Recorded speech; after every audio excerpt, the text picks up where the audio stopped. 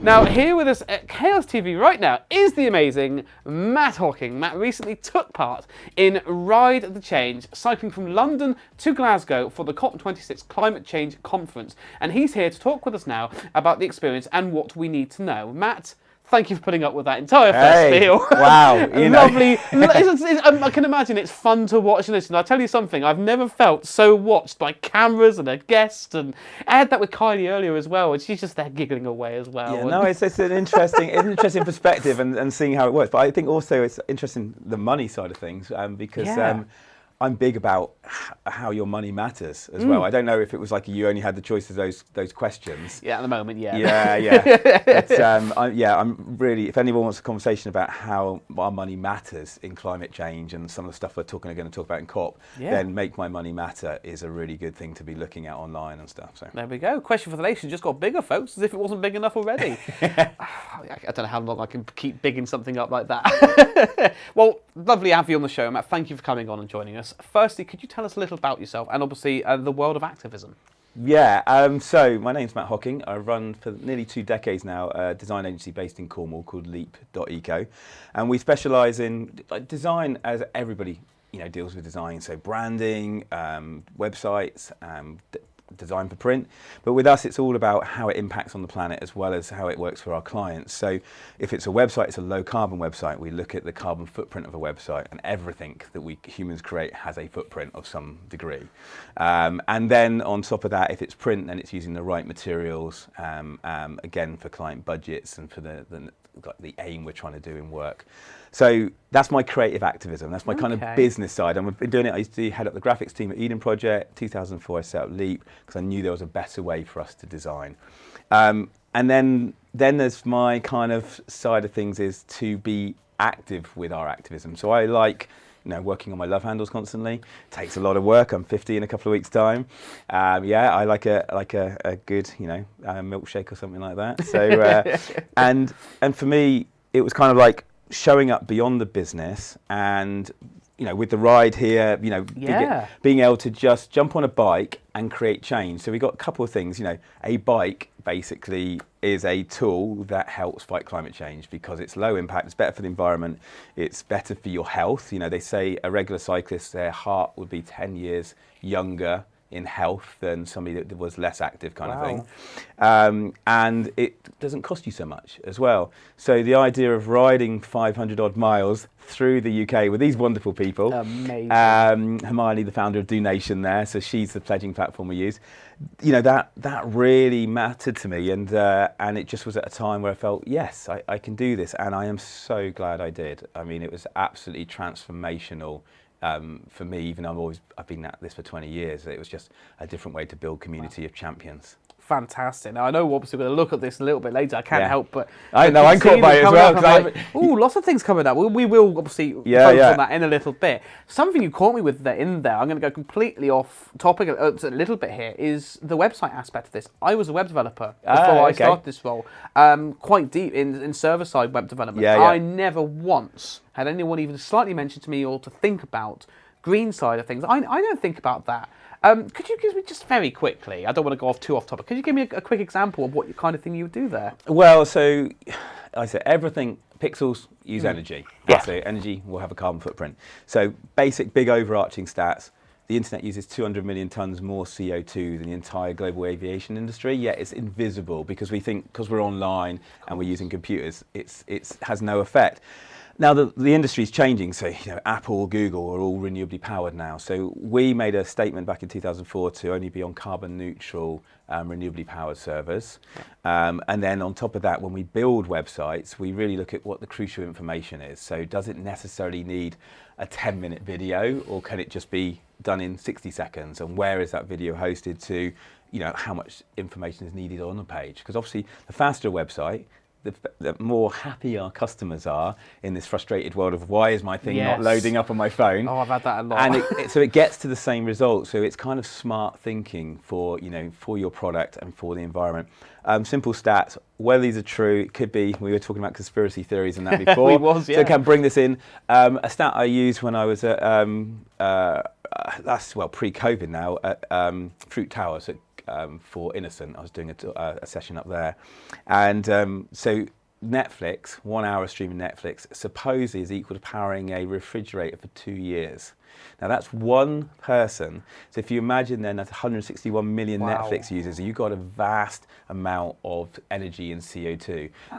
But one thing that Netflix could do is, it's not as easy as I'm going to make it sound, is switch to servers that are renewably powered.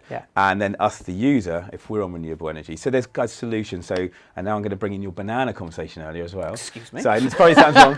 But then the book How Bad Are Bananas by Mike Berners-Lee, his brother founded the internet, so it's quite a family there. So I was going to say, Tim Berners-Lee, I wrote a massive paper on him back in uni. So Mike, his brother, has got, the book is called How Bad Are Bananas. I'm not a salesperson for this, I just love the book because it's full of nerdy green facts. And it's the carbon footprint of anything. So from bananas to an average email with no picture is 0.2 grams of CO2.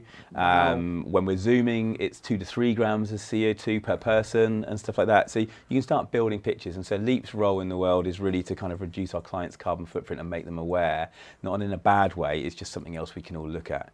And again, I guess this is where my activism is. It's in digital activism meets natural being out there in the world. That's fantastic. I mean, you never think about any of these little things, do you? Like you said, the internet, it's visible. We don't, but that's quite astonishing, and especially with things like you've got Bitcoin mining and all that. That's blown up, and that's already shone a massive light on it. And I don't want to derail us off track because I think like you and I could have a chat about this for quite some time. Maybe it's a separate episode for us. Happy on to do that. Website Carbon. Actually, after this session, I am meeting Tom and Vinetta Greenwood of the awesome B Corp agency Whole Grain for lunch. They're down from London, but they've created a platform called websitecarbon.com where you just put in, so you could put in Chaos's website and it'll tell you the carbon footprint of it. Amazing. So, and then you times it by the amount of users. So if you've got 250,000 users, then you've got an interesting space. So, so incredible. I think you and I need to have a chat some other time as well. That'd be lovely. Now, let's go back, the ride, the change. Obviously, we've talked a little bit about it now. Give us a bit more in depth. What's it all about? So the idea was to invite people from all over the UK to really come on this journey as an alternative way to come along to COP.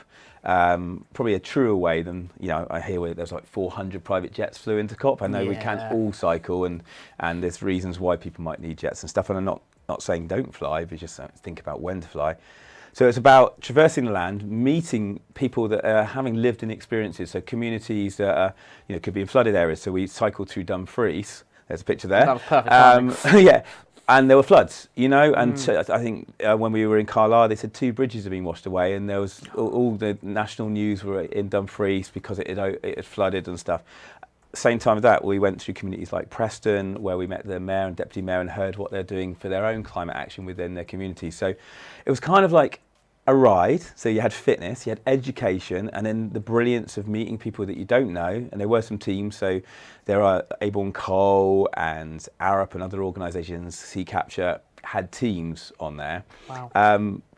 What happens when you're all on a shared common ground journey? What comes to light? And that's, I think, where the true brilliance, when you take it out of the business world, starts to come. And I learned so much. I met brilliant people doing brilliant things. We shared 500 plus miles across the UK, and we went from not knowing each other and that slight nervous what it's going to be like on the first day. I mean, I was more nervous just cycling in London than anything. Oh my goodness me, I can imagine. I'm a bit of an airhead, so I just thought maybe something would happen to me before the ride even started. And then, like I said, traversing the land, learning about climate change, sharing about climate action, and also building a response and taking a message of kind of climate hope to COP. Fantastic. Now, I can imagine there's lots of choices. You could have done many different things. Why did you choose to do the ride specifically? It's a really good question. I didn't own a car till I was 32. Okay. So I always used to cycle everywhere. I love cycle. I've got quite sturdy legs. Oh, good. And although since I'm one of the people during lockdown and COVID that did less fitness than others. So, a lot of people did a lot, but thankfully our design agency was very, very well received and in demand during that period. So for me, it was something I knew I could roughly do, but I only started training 4 weeks before. Luckily, we live in Cornwall, so every mile is a hill mile, and whereas other places, going through Oxford, relatively no hills. Penrith, though, we did have nearly 6,000 feet of climbing when we were there, and that was through the rain and the wind and stuff. And Hermione, so I'm in a network of businesses called, a movement of community businesses called B corporations. Okay. Hopefully we'll see Chaos becoming one in the near future. Mm-hmm. Babs and I've been talking about that one and actioning it. So there's 4,000 of us B Corps in the world. Patagonia, Innocent being some of the larger ones. And Hermione, I've known for 5 years, so she's the founder of the pledging platform we use. So this wasn't about raising cash, it was about raising climate action pledges. So I'm a big supporter of Donation, giving them some pro bono design from our Grant for Good, which is a pot we have in the business.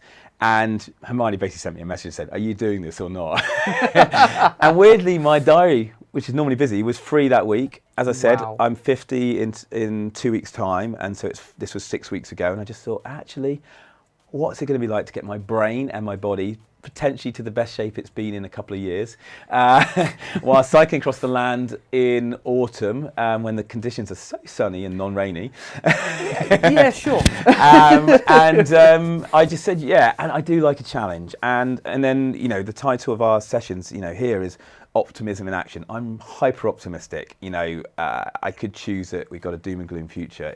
There's some not so good spaces and places that are happening, especially for young people in these times. But I wanted to show that I would act. I'm optimistic, and I'll bring the energy to anything like this. And for me, I received energy from all those that cycled with me. That's perfect. Absolutely brilliant. And I want to touch on something you actually said there, that you didn't ask for any money. You were just asking for personal climate pledges. Yeah. What type of pledges have you received? The pledging platform has over 50 different pledges you can do. So there's the kind of usual suspects, switch energy. I don't think anybody really wants to switch energy at the moment. So going from non-renewable to renewable, although I'd say that every household should, really switch to those things if they can. To just reading books on climate awareness and change. And that could be a children's book that you read to your children, or something for yourself where you're learning. Watching documentaries, Seaspiracy, The Inconvenient Truth. So you're kind of learning to just walking. And you don't have to walk every day to work. Just go, I'm going to walk one day to work, or car share. And each of those has a multiple benefit. So the pledging platform will reveal that by eating vegetarian for 5 days out of 7, it shows you the carbon saving that makes. Right. So the pledging platform builds a carbon saving, and then the bit it's not, and tells you the amount of carbon saved. So by the end of, I think I've raised 600 pledges, and it's equal to something like 16,000 kilograms of CO2, so 1.6 tons. 10.6 tons. And for the average person in the UK, our carbon footprint's roughly between 10 and 15 tons of CO2. So it may sound very little in the scheme of things that what our pledges have done, but then you combine it that we raised over nearly 6,000 pledges, over 300,000 kilograms of CO2, equal to, I can't remember what it is, 2,500 flights from Glasgow to Amsterdam, when you start putting into those carbon terms. But the exciting bit for me is that nudge thing, that you start doing this, you get aware and go, I didn't know this had impact, like the internet we just talked about. Of course, yeah. You suddenly go, so me, just walking saves this. It doesn't just save a bit of carbon, thus helps the future of the planet. It's better for your fitness and your health, gets you out and about, and it saves you a little bit of money. So it's kind of got this triple bottom line, people, planet and finance all working together in a very exciting, lovely way. I think it's very easy to just look at the bigger figures, think something's not worth it, but you start to look at smaller things. Like I've just started running actually. Yeah. And I think, I'm not actually burning that many calories in what I'm doing, even though I feel like I'm doing a lot. But I think, no, actually, but I'm feeling healthy and I'm feeling better for it. And you forget about those other things. And consistency by doing these things, might not be the same running route, but consistently our legs get stronger. We get a bit of mental mindfulness going on, and a bit of time where you're just in nature. So I'm all for those, and I think there can also be this overwhelming, well, what can I do? Our world leaders aren't doing enough. You've got Greta Thunberg and loads of other youth activists championing it, but some people see them as pests, some people see them as the future. I see them as the future. Youth activism voices is so important. but actually each of us can be somebody and play our part, and we might just go, oh, does this count? But if we were to look back in 10, 15 years' time, I'd rather be able to say that I contributed to making a difference and going, I wish I had done this. Yeah. And so that's kind of what it is. So I know if I hadn't done the cycle ride, I would have just had cycle envy anyway. And it was good to get out and actually seeing the UK in this way and going through Dumfries and Penrith and Carlisle, Stoke-on-Trent, Oxford and even London. It was just a fabulous way to see our wonderful country in both its good and bad points as well. Of course. Now, something I want to ask you about is a small sort of micro actions. Could you tell us why they matter so much and what they are?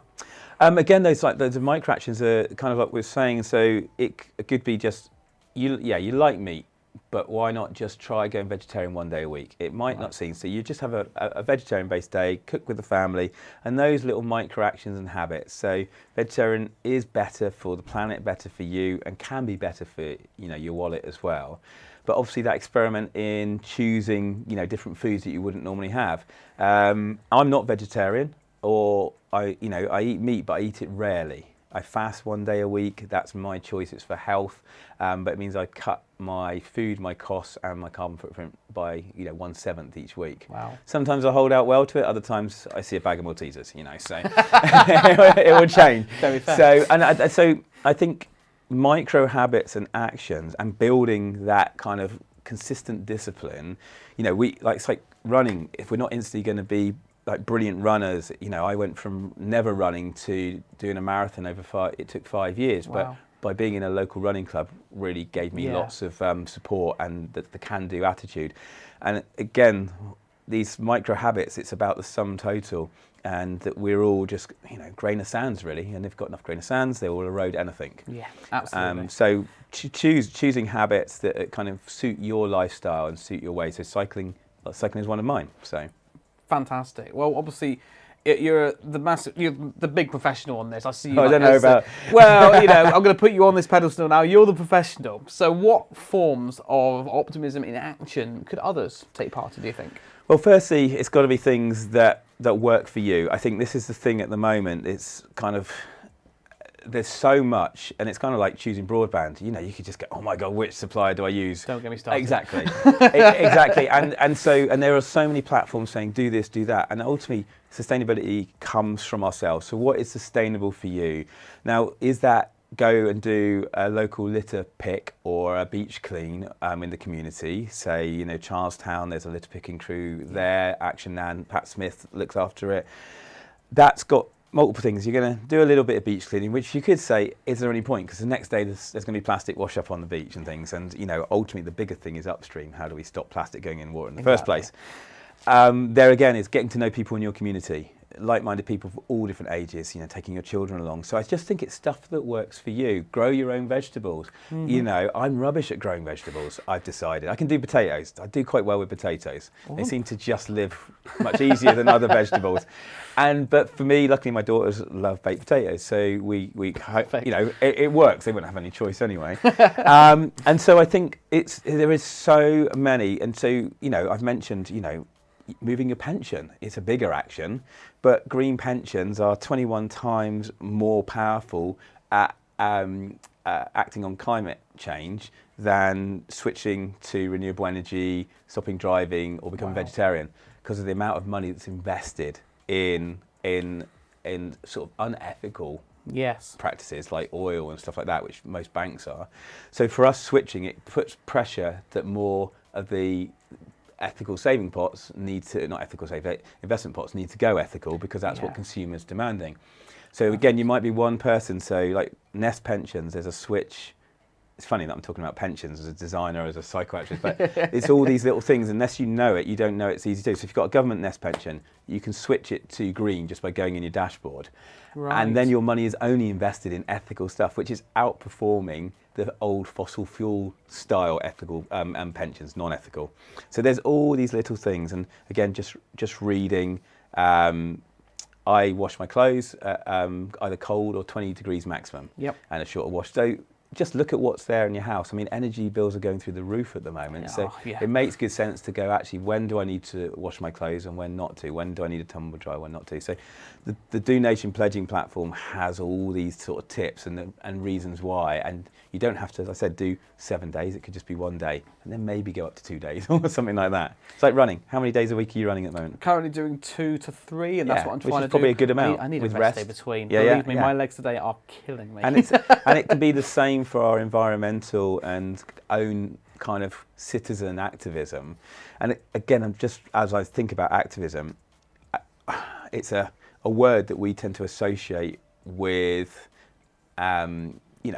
maybe people doing protests and strikes, which I'm all for, Fridays for the Future and stuff like that. But ultimately, we can be activists just by shopping local, and that's our local activism, supporting initiatives in your community. You know, one of the things I did in lockdown was helping here just deliver food over to Treverben and things like that. Fantastic. You know, and I think it's just look at things differently. And again, don't necessarily think you've got to do the big picture to save the planet. The little stuff matters, and it will join with the big stuff. The bit our governments are a bit wishy-washy at actually getting on to do.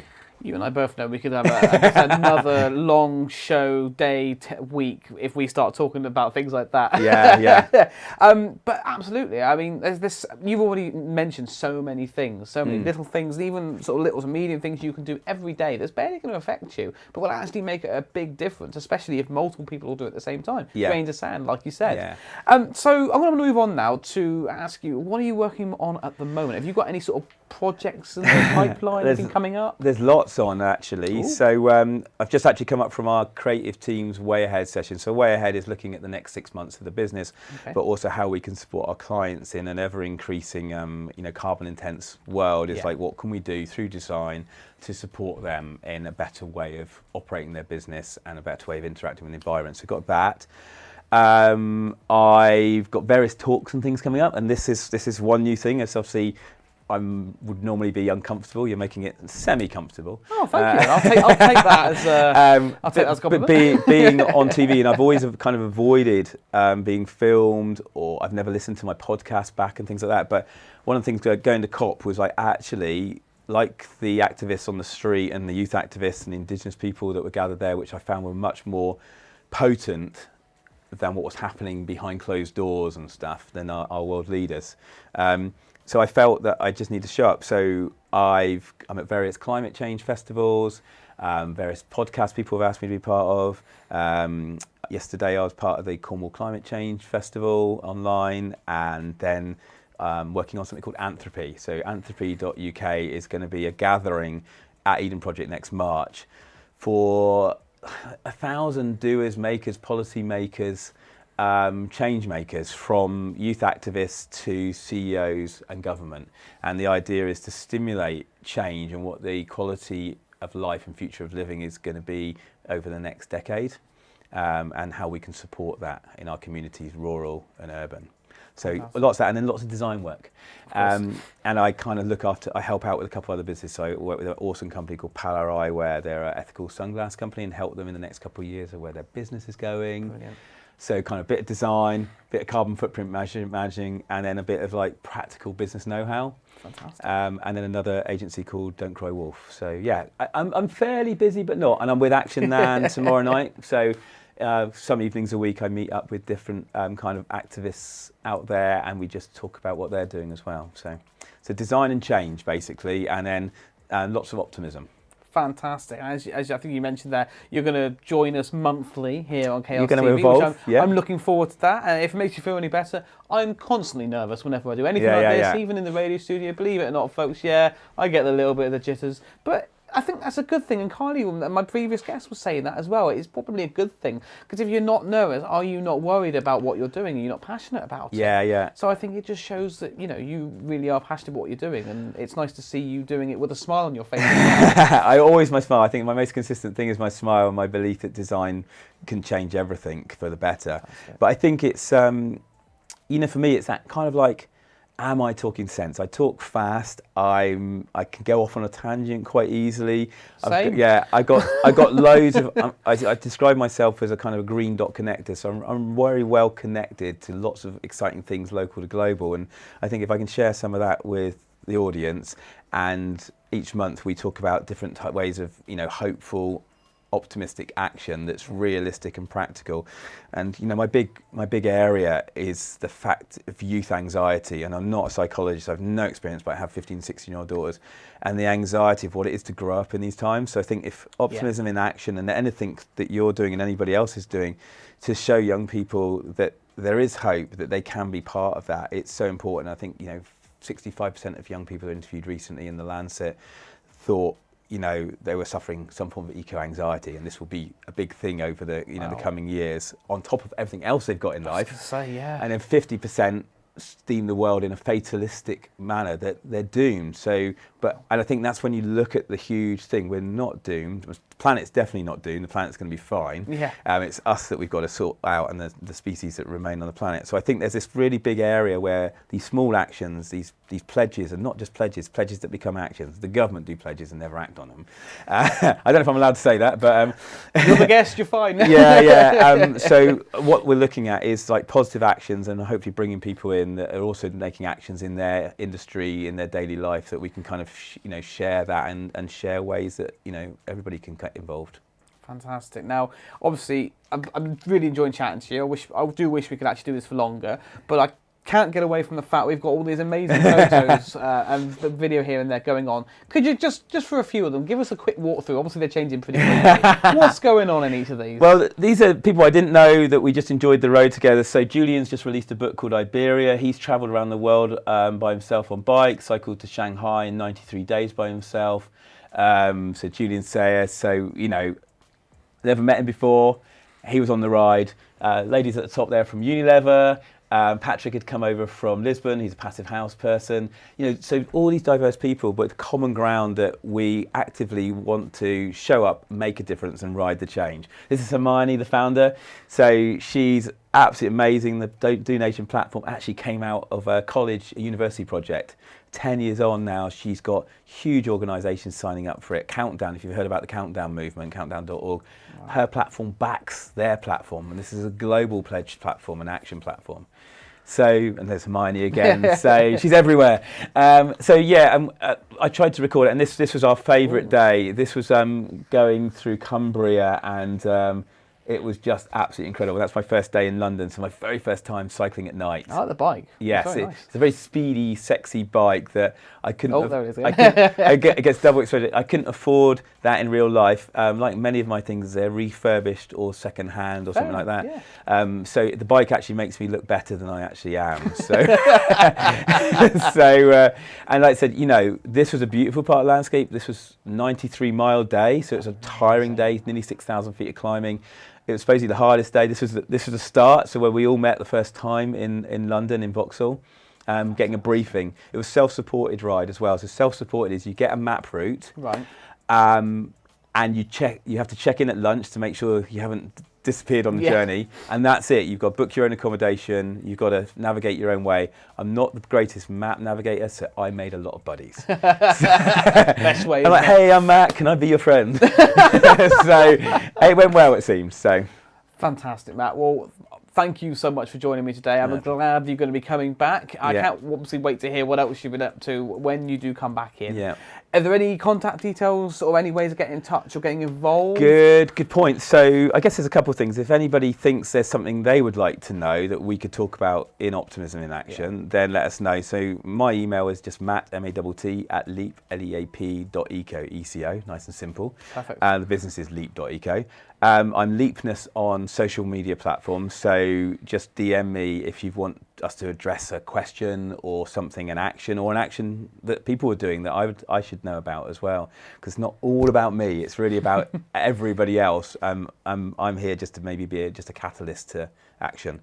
Other than that, we're based in Truro, our agency is. I'm usually out and about now doing talks and things. We host events down at Old Bakery Studio, so would love to hear from people. I'm going to be trying to do Instagram Live. I did a bit on the journey, but I'm still very much a novice and put my fingers in all the wrong places and stuff like that. But I'm trying to feel more comfortable. So once a week, I'll probably show up on a Friday or something, or another night, 7 to 8, and people can ask me questions and stuff. Because I've got 20 years of being active, making change happen in the real world.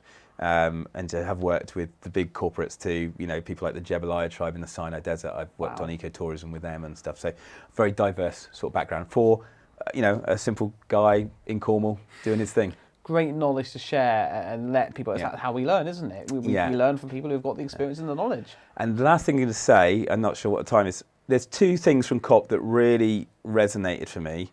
Is if you get a chance to listen to the Prime Minister of Barbados, Mia Mottley, find the talk she did. It's about 8 minutes long. Out of all the leaders that were there, she is one of the only ones that truly spoke. And I haven't heard every leaders, but compared to our, non-Pacific Island worlds, she's talking sense and is a lived-in experience. Wow. And she's truer than what we heard from others. And then young youth activist from Australia, she's 22, Clover Hogan. Listen to her session from COP as well. Anybody that's any age, but especially if you're a young person that is unsure of what you might do or contribute, Clover's words, she is unbelievable, and she shows all those world leaders again just how much they're not doing enough. Fantastic. I mean, not fantastic, not doing enough, but fantastic stuff. Thank you, Matt. We touched on that actually a little bit earlier with Greta as well. Yeah. And Nathan and I, Nathan getting very passionate about it as well. It's lovely to see more and more people getting like that. Yeah. Matt, thank you so much for coming. Absolute pleasure. I'm looking forward to seeing you again next time. Thank guys, at home, if you've missed anything of today, you want those contact details again, or you just want to find out something or get in contact, you can also contact us here direct at Chaos TV, Chaos Digital. Find us and chat to us. We are 01872 228844. You can call us or you can WhatsApp us. You can email hello@thisischaos.co.uk. And of course, all across social media, we are at Chaos TV UK. For now, though, thank you again to Matt. What a fantastic segment. I'm going to throw it back now to some music and we'll get back on with the rest of the show. Thank you, Matt. That's all right. A pleasure.